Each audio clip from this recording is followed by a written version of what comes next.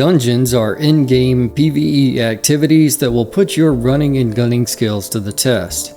While you can tackle each dungeon solo, you'll likely want to gather a team of 3 people together to take on the challenging enemies and puzzles. Not only are these activities some of the most fun you can have in Destiny 2, there's also ample loot and unique gear to be earned. Even the Legacy dungeons can drop pinnacle gear thanks to a reward rotation system that Bungie implemented.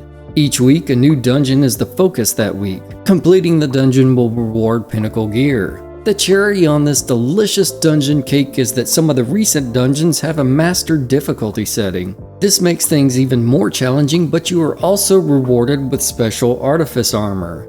Artifice armor currently provides an extra mod slot. Once Lightfall drops, Artifice armor is going to grant you a stat bonus. Seriously, dungeons and their rewards are awesome. Your last point of hesitation may be that you don't own all of the DLC. I'll make sure to mention on each dungeon which DLC you need to own. Just a heads up, the Prophecy dungeon is available even for free-to-play players. The very first dungeon introduced to the world of Destiny is the Shattered Throne.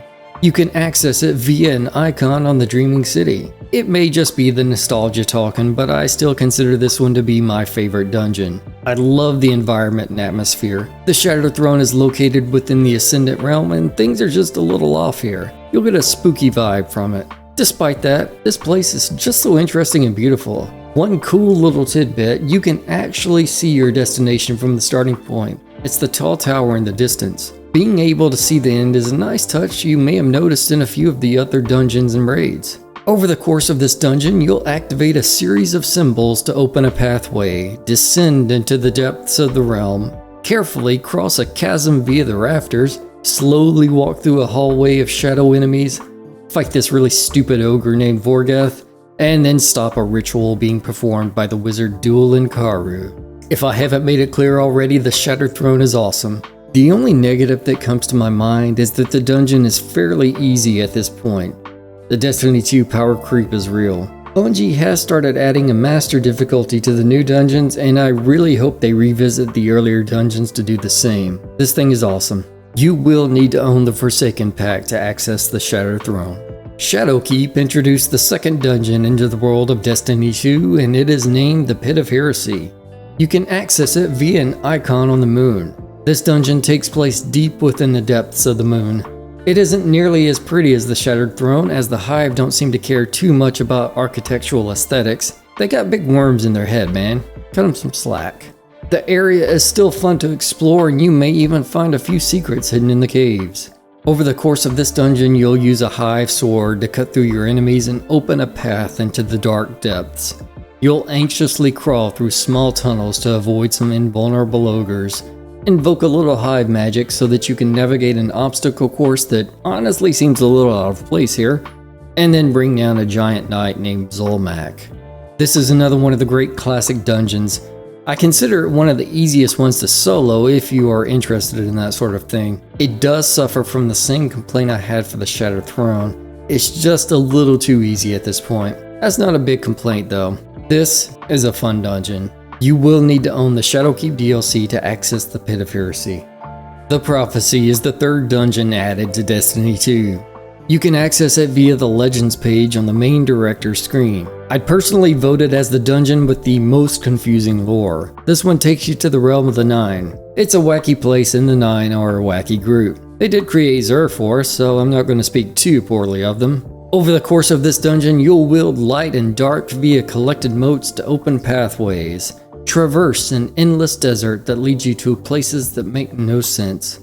Hop on your Sparrow and hold W as you navigate islands floating in the void, and then put an end to the Kel Echo before coming face to face with the gigantic head of the Nine's emissary. I'll admit that the Prophecy is one of my least favorite dungeons. There's one specific section I don't enjoy. It's called the Escape, and it consists of turning the room by depositing light or dark motes. It just drags on a bit too long. I think the rest of the dungeon is fine, and I really enjoy the Sparrow section. I wouldn't let this one part stop you from trying it out. That's just my opinion. The Prophecy dungeon is completely free for all players. The 30th Anniversary Pack brought us the 4th dungeon in Destiny 2.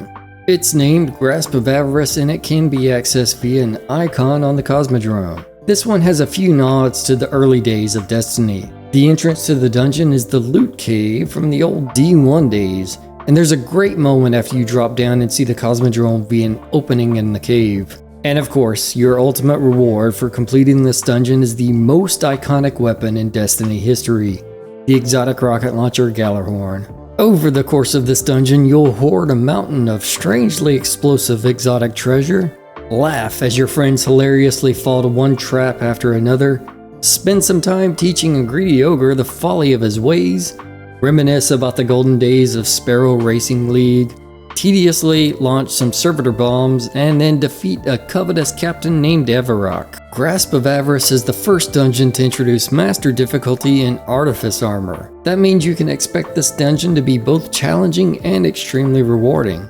My only complaint about this dungeon is the Fallen Shield section. This is the one where you launch the servitors at the shield generators. It just drags on a little too long. The rest of the dungeon is fantastic and a ton of fun. Trolling new players with the traps is hilarious, and the Sparrow section will really get your blood pumping. It's a fun one for sure. You will need to own the 30th anniversary pack to access the Grasp of Avarice. Duality is the 5th dungeon in Destiny 2. You can access it via an icon on the moon. Returning players may recognize the starting area as the tribute hall back from the Season of Opulence. Ah, the good old days. I miss the tribute hall. Here it's just being used as a launching point into Callus's consciousness. Over the course of this dungeon, you'll delve into the deepest recesses of Callus's mind, transition between the normal realm and the nightmare realm, do battle with enemies from the past, unlock the secrets buried within the psyche of the former emperor, and fight to the death a nightmare version of a new ally.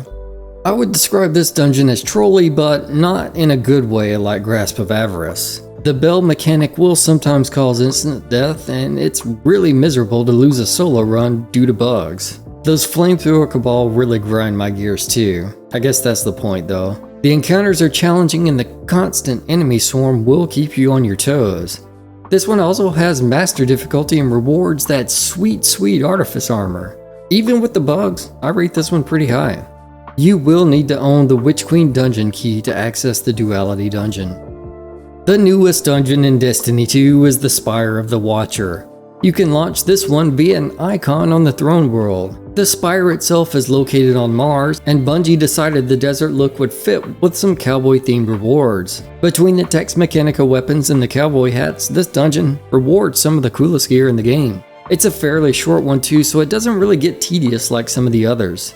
Over the course of this dungeon, you'll have a shootout with some Vex, jump across a bottomless pit that most certainly does not conform to OSHA standards, climb the outside of the tower to duel a boss that looks suspiciously like that one boss from the Vault of Grass raid, before descending to the depths of the Spire to do battle with a giant robot chicken named Persis.